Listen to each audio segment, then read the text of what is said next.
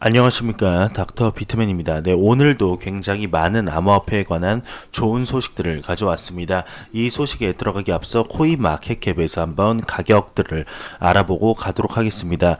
지금 현재 메이저 탑10 코인들의 이제 가격을 보게 되면 소폭 상승하는 이런 모습들을 전체적으로 볼 수가 있는데요. 네, 이 와중에 지금 스텔라 같은 경우는 한 5% 정도 다른 코인들에 비해 큰 상승폭을 볼 수가 있습니다. 이 스텔라 요즘 들어서 굉장히 많은 상승을 볼 수 있는 것을 볼 수가 있는데, 이 스텔라의 상승이 암호화폐 시장의 전체적인 상승으로 이끄는 이런 시발점이 되었으면 좋겠습니다. 네, 그러면 제가 준비해온 소식으로 바로 넘어가도록 하겠습니다. 네, 첫 번째 소식입니다. 지금 XRP에 관한 굉장히 좋은 소식이 나왔는데요.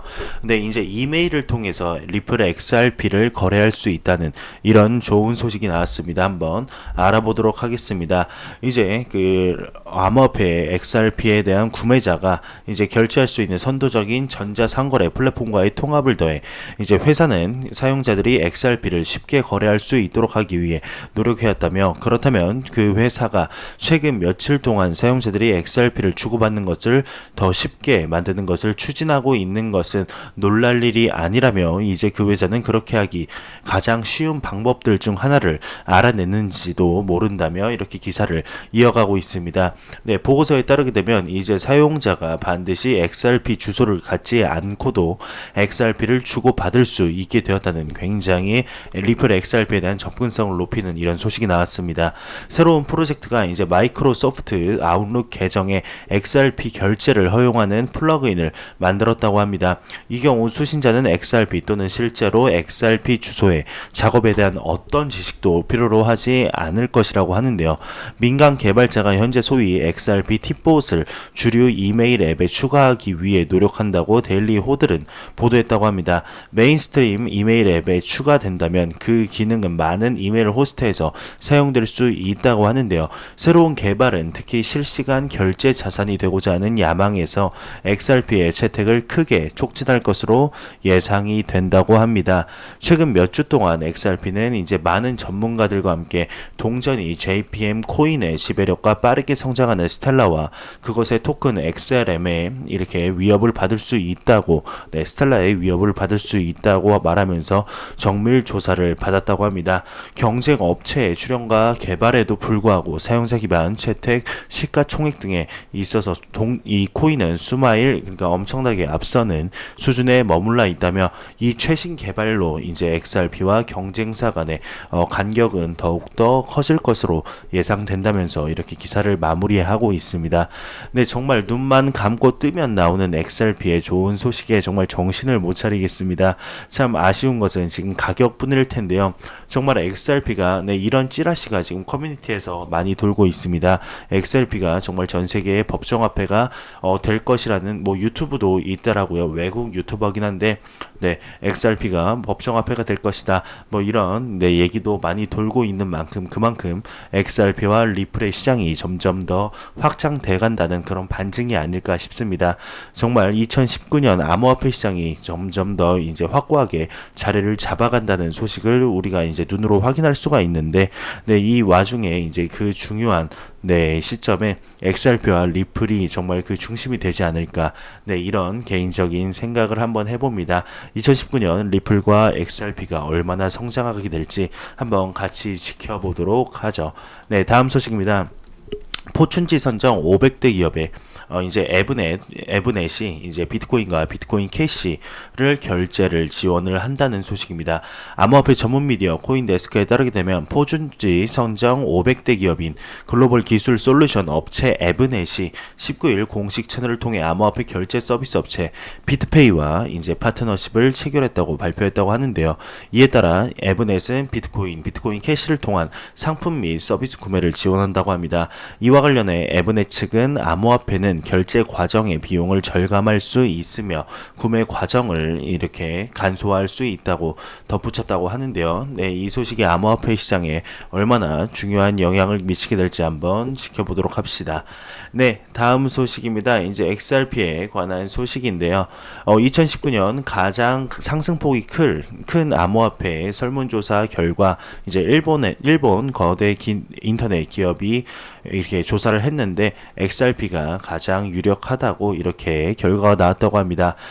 일본 암호화폐 거래소 GMO의 운영자인 일본의 거대 인터넷 기업이 이제 1월 30일부터 2월 20일까지 약 한 3주간 1,964명의 사용자를 대상으로 한 최근의 웹 설문지 결과를 발표했다고 합니다. 조사에 따르게 되면 응답자의 약 50%가 2019년 가장 가격이 오를 가능성이 높은 암호화폐로 XRP를 지목했다고 합니다.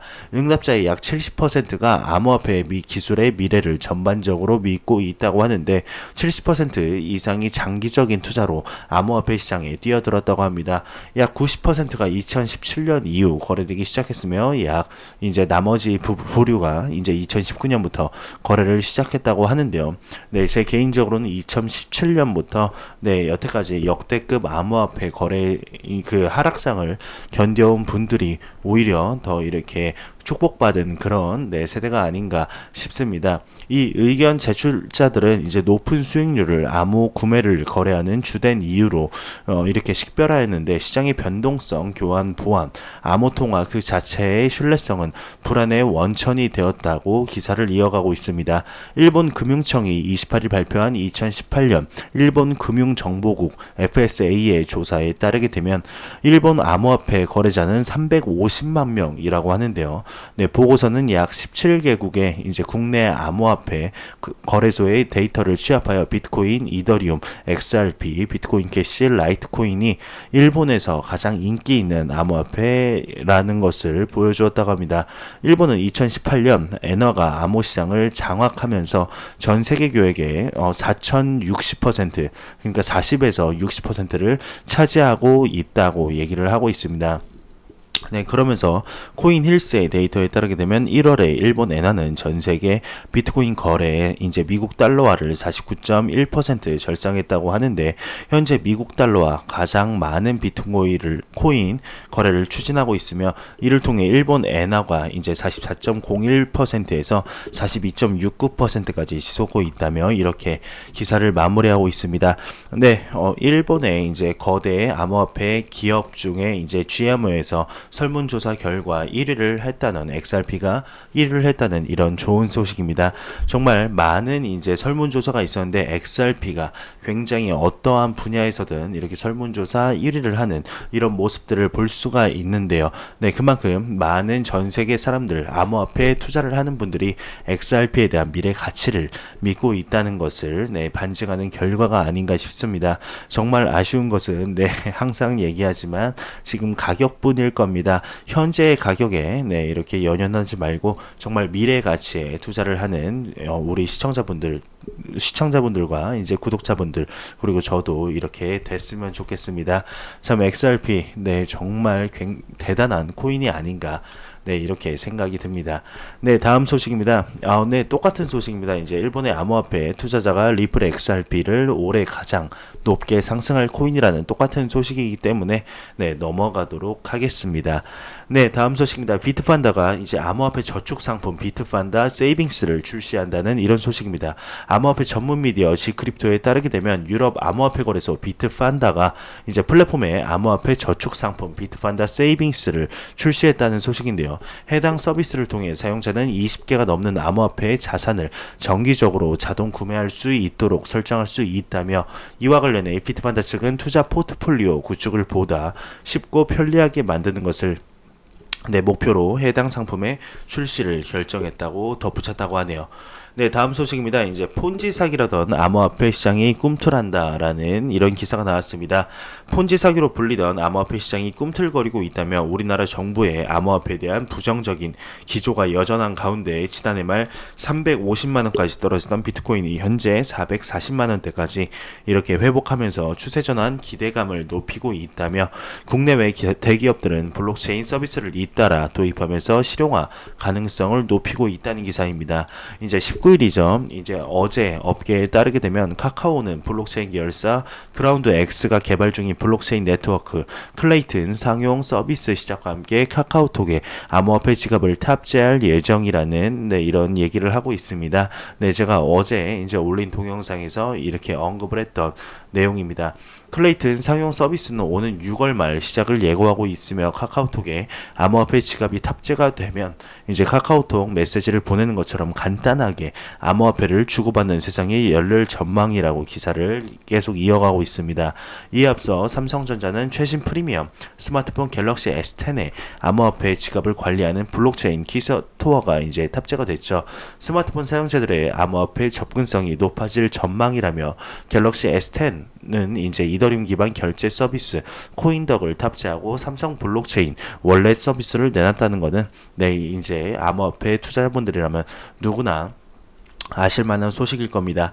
글로벌 기업들로 구성된 이제 블록체인 단체 이더리움 기업 연합 EEA에는 삼성, SK, 한화 서비스 시스템 등 이제 국내 굴지의 대기업들이 가입한 상태인데요. 하나그룹은 암호화폐 거래소를 운영 중인 액트2 테크놀로지스와 손을 잡고 국내 최대 블록체인 허브 업그라운드를 설립하기도 했다면서 이렇게 기사를 이어가고 있습니다.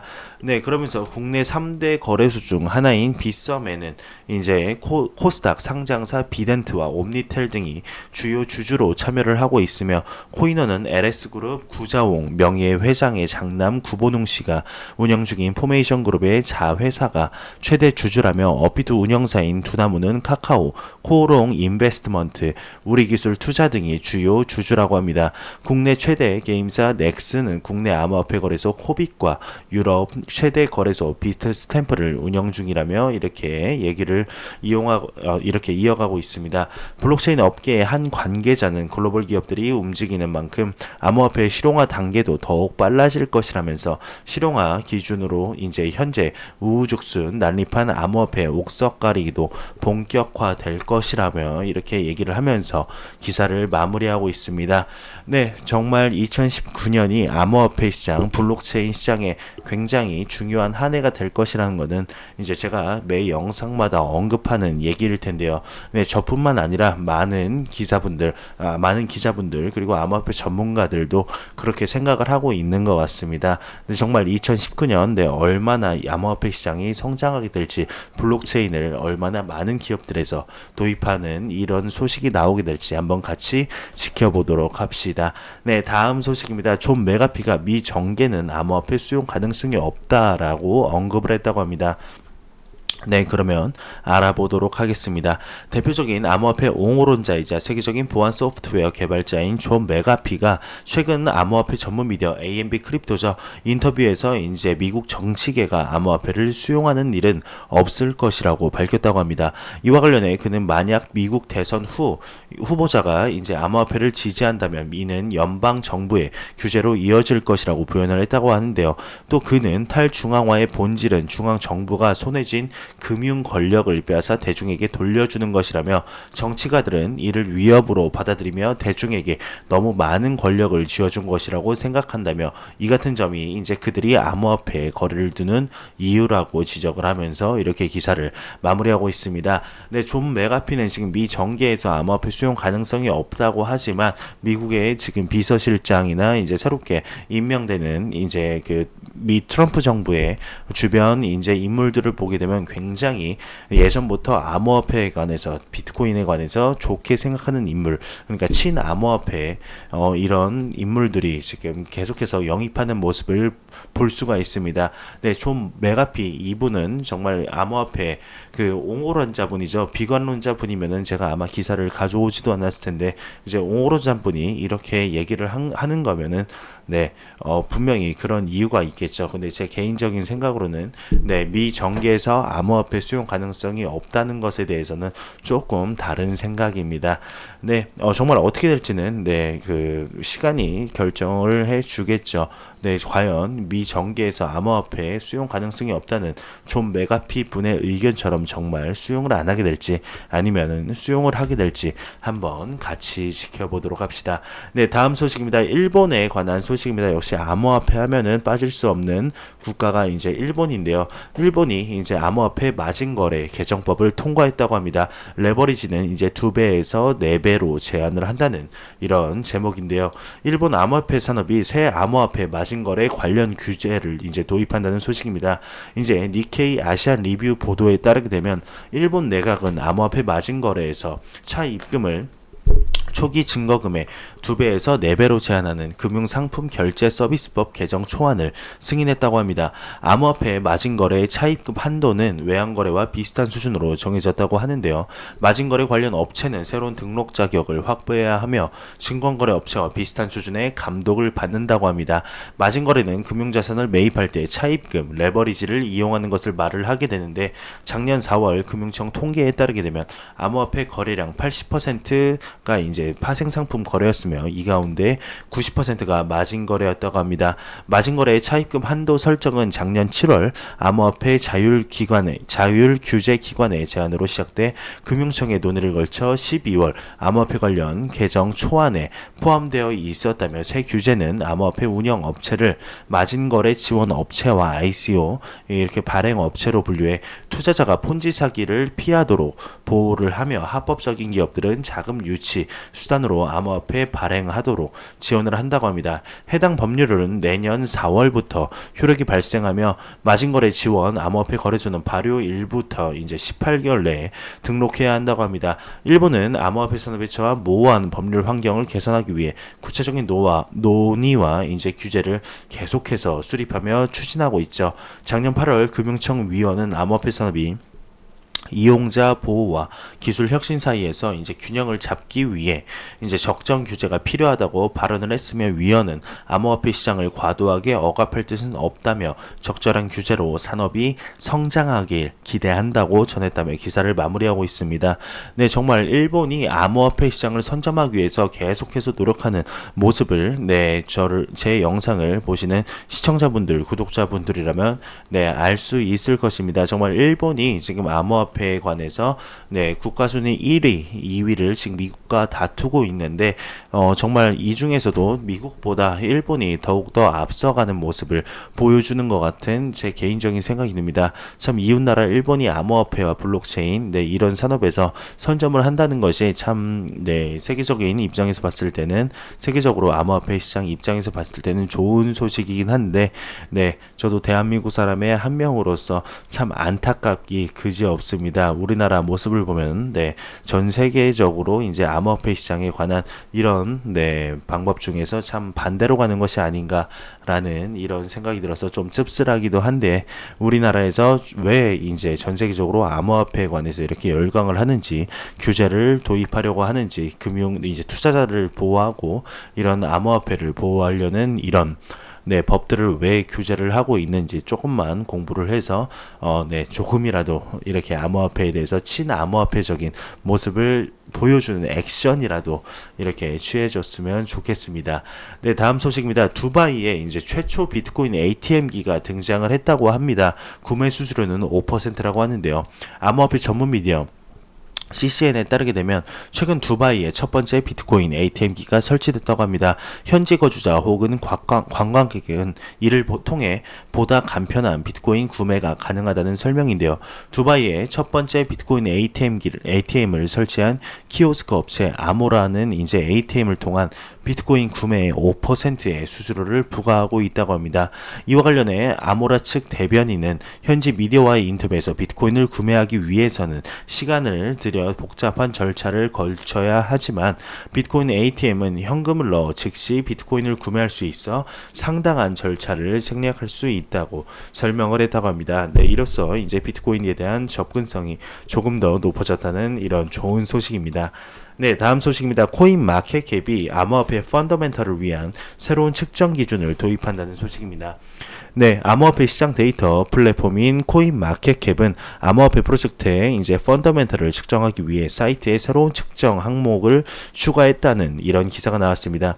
새로운 등급 시스템인 FCAS는 사용자 활동, 개발자 행동 및 시장 성숙도를 고려하여 암호화폐 프로젝트의 건강을 측정을 한다고 하는데요. 기본적으로 이 서비스는 프로젝트의 성장과 발전에 대한 통찰력을 제공한다고 합니다. 관련 프로젝트 전반에 걸쳐 원시 블록체인 데이터를 취합해 내부적으로 분석한다며 미가공 데이터 요소를 정리, 분석 및 재작성한 후에 이를 여러 출처에서 수집한 시장 데이터와 결합해 모델에 알린다고 하는데요. 사용자 활동은 특정 암호화폐에 대한 모든 고객의 행동을 고려하고 프로젝트 활용 및 네트워크 활동 요소를 구성한다며 이 점수는 특정 블록체인 내의 활동을 분석하고 지갑 주소를 표시해 사용자, 교환, 계약 및 기타 유형의 참가자를 결정하는 방식으로 산출이 된다고 하네요. 개발자의 행동은 특정 블록체인이나 프로젝트에 대한 개발 커뮤니티의 활동 수준과 효율성을 나타내게 되며 코드 변경, 코드 개선 및 커뮤니티 참여와 같은 요소들로 구성된다고 합니다. 벤치마크는 30개의 변수를 추적하여 기존 개발자와 지표와 지역 사회 활동 사이에 이제 관계를 더 자세히 이렇게 탐구한다고 하는데요. 마지막 기준인 시장 성숙도는 위험 요소와 통화 공급 요소에서 이렇게 나온다며 네, 기사를 이어가고 있습니다. 네, 밑에는 뭐 그렇게 뭐 크게 이제 뭐 중요한 소식은 아닌 것 같습니다. 제 매 이제 영상마다 제일 앞에 나오는 게 이제 코인마켓캡에서 네, 메이저 탑10 코인들의 가격을 분석하곤 하는데요. 네, 이제 새로운 측정 기준이 도입이 됐으니 네, 저도 네, 코인마켓캡을 지속적으로 확인을 하면서 이 새로운 측정 기준을 통해서 여러분들께 네, 전달해 드리도록 하겠습니다. 네, 다음 소식입니다. 블록체인 스타트업 디지털 에셋이 최고 경영자를 교체했다는 소식입니다. 암호화폐 전문 미디어 코인데스크에 따르게 되면 블록체인 스타트업 디지털 에셋이 최근 공동 창업자인 유발 르스를 이제 새로운 최고 경영자 CEO로 임명했다는 소식입니다. 앞서 지난 2월 디지털 에셋 관계자는 디지털 에셋 유럽 지역 총 책임자인 개빈 웰스가 3월 회사를 떠날 예정이라고 밝힌 바 있었는데요. 또한 이제 지난해 12월 블라이드 마스터스 전 최고 경영자가 사임한 후 다음 달 1월 제임스 파웰 최고 경영자 역시 사임한 바 있다는 이런 소식이 네, 나왔네요. 네, 다음 소식입니다. 비트코인 선물 시장의 승인은 제자리 걸음 중이며 벡트의 출시는 언제인가라는 기사가 나왔습니다. 벡트는 비트코인 거래 커스터디 플랫폼으로 작년 8월 초 처음 발표됐으나 출시가 계속해서 네, 미뤄지고 있죠. 참 안타까운데요. 네, 벡트는 선물 계약 정산을 위해 이제 사용하는 비트코인을 커스터디 서비스를 할 수 있는 면제를 요청하는 제안서를 이제 CFTC에 제출했다고 합니다. CFTC 위원들은 12월에 제안서를 받은 것으로 알려졌지만 지금은 CFTC 직원들보다 먼저 돌아온 것으로 보인다며 30일간의 공개 검토 기간 동안 제안서가 발표될 수 있는지 여부는 네, 확실하지 않다고 합니다. 검토 기간이 끝날 때까지 거래소는 1일 현물적으로 결제된 선물 계약을 시작할 수 이제 없다고 하는데요. 네, 한번 본론으로 들어가 보도록 하겠습니다. 인터콘티넨탈 익스체인지가 벡트에 대한 비전을 발표한 이래로 6개월이 넘게 기다려온 비트코인 선물 시장은 여전히 규제 당국의 승인을 기다리고 있는 것은 암호화폐에 조금이라도 관심이 있는 분들이라면 네, 아는 소식일 것입니다. 뉴욕 증권거래소의 부모인 ICE는 원래 12월 중순 2018년 12월 중순 벡트를 출시할 계획이었죠. 이거에 관한 기사들이 굉장히 많이 나왔던 이런 네, 기억이 있습니다. 그러나 1월 말로 미뤄지고 그 다음으로 새해 전날 1월 24일 목표가 CFTC의 절차 및 일정에 따라 개정될 것이라고 말하면서 무기한으로 출시가 연기되었지만 지금 상품선물거래위원회는 아직 벡트의 공개 논평에 대한 면제를 발표하지 않았다고 합니다. 즉 이는 위원회가 국민에게 30일을 준 다음 며칠 후 승인 여부를 표결해야 하기 때문에 오늘 이 제안이 나온다 해도 빠르면 4월 중순에나 출시가 가능하다는 뜻입니다. 네, 4월 중순에라도 출시를 했으면 좋겠네요. 네, 그리고 2월 말 현재 벡트가 플랫폼에서의 비트코인 거래를 할 수 있도록 하는 이 제안은 CFTC의 시장 감시 부서에 의해 검토가 되고 있다고 두 관리가 말을 하고 있는데요. 12월 22일에 시작되어 이제 5주 동안 기록적으로 지속된 정부 폐쇄로 인해 CFTC와 이제 다른 기관들의 밀린 이제 일들은 확실히 문제 해결에 도움이 되지 않았다며 이 기관은 폐쇄 조치가 끝난 후에 발표된 6건 이상의 집행 조치를 포함하여 대부분 암호화폐와 관련 없는 다른 사안들의 우선순위를 두고 있다며, 그러나 벡트의 야심찬 성격인 사업 계획도 그 과정을 이제 이끌어내는 한 요인으로 볼 수가 있다면서 기사를 이어가고 있는데, 네, 다음에는 뭐 그렇게 뭐 중요한 이런 소식은 아닙니다. 네, 여기서 이제 5주 동안 기록적으로 지속된 정부 폐쇄를 이제 얘기하는 거는 이제 셧다운, 미국의 이제 셧다운을 얘기를 하는 것인데요. 네, 정말 네, 2019년 제 나름대로의 이제 빅3 이벤트를 정해봤죠. 제 영상을 계속해서 보신 분들이라면 아실 텐데, 네, 일단 첫 번째는 ETF 승인, 두 번째는 벡트의 오픈, 세 번째는 갤럭시 S10의 암호화폐 지갑 탑재 소식을 제 나름대로의 빅3 이벤트로 정했었습니다. 네, 현재 세 번째인 갤럭시 S10의 암호화폐 지갑 탑재는 이제 이루어졌고, 지금 카카오톡에 네, 지금 이제 암호화폐 지갑이 이렇게 탑재된다는 또 굉장히 좋은 소식이 나왔죠. 네, 그래도 아무래도 이제 예전부터 암호화폐 투자를 하신 분들이라면 제일 기다려지는 소식이 비트코인 ETF의 승인 및 이제 벡트의 오픈일 겁니다. 정말 벡트, 네, 오픈하기 참 어려운 것 같습니다. 원래의 계획대로라면 2018년 말에 오픈되는 게 네, 정상이었을 텐데 아직까지 오픈을 안 하고 이제 기사에 2019년 네, 안에는 오픈을 할 것이다. 네, 이 기사에서는 이제 빠르면 정말 빨라도 지금부터 모든 승인이 나서 정말 빨라도 4월에 이제 이렇게 오픈을 하게 될 것이라고 하는데, 네, 참 언제 오픈을 하게 될지 모르겠지만 2019년 3분기가 네, 2분기까지는 제가 기대도 안 하고 있습니다. 네, 적어도 3분기, 네, ETF까지는 이제 2019년이 지나기 전까지인 4분기 말까지는 ETF와 네, 벡트의 이제 오픈 및 승인이 나서 많은 암호화폐 투자자분들에게 좋은 소식을 전달해 드릴 수 있는 이런 날이 오기를 바라봅니다. 네, 다음 소식입니다. 블룸버그가 이제 쿼드리가 공동 창업자 패트린이 이제 미국 사기 전과자 다나니와 동일 인물이라는 이런 소식을 전했습니다. 이제 블룸버그 통신이 캐나다 최대 암호화폐 거래소 쿼드리가 CX의 이제 공동 창업자 마이클 패트린은 미국에서 사기 전과로 추방당한 오바르 다나니와 동일 인물이라고 보도를 했다고 합니다. 앞서 마이클 패트리는 이제 지난 2월 캐나다 현지 미디어 글로브 앤 메일 신문에 2005년 미국에서 신용카드 사기 공모로 유죄를 선고받고 복역 후 추방당한 오마르 다나니와 마이클 패트리는 동일 인물이라는 보도를 부인한 바 있다고 하는데요. 하지만 블룸버그가 입수한 기록에 따르게 되면 이제 마이클 패트리는 2003년 3월 캐나다에서 오마르 다나니에서 오마르 패틴으로 개명하고 5년 후 현재 마이클 패트린으로 개명한 것으로 드러났다고 합니다. 한편 블룸버그와의 인터뷰에서 패트리는 정가 및 개명 관련 언급을 회피했다고 합니다. 또 그는 쿼드리가 거래소의 비트코인 자산 유실과 관련해 3년 전 쿼드리가의 상장 절차와 관련해 경영진과의 의견 차이가 있었고, 해당 시점부터 거래소의 운영이나 경영에 관여하지 않았다며 네, 선을 그었다는 이런 소식입니다. 네, 다음 소식입니다. IMF의 이코노미스트가 암호화폐는 전통화폐를 대체하기는 불가능하다라는 이런 언급을 했다고 합니다. 온라인 미디어 더 내셔널에 따르게 되면 최근 국제통화기금 소속 이코노미스트의 앙투안 부에가 이제 암호화폐는 전통화폐를 대체할 수 없다고 밝혔으며, 이와 관련해 그는 암호화폐는 가치 저장, 교환 등 화폐로서 기본적인 기능도 수행하지 못한다며 암호화폐의 가치 가치 변동은 그 폭이 지나치게 커 현실적으로 활용할 수 있는 방법이 거의 없다고 부연했다며 이렇게 기사를 마무리하고 있습니다.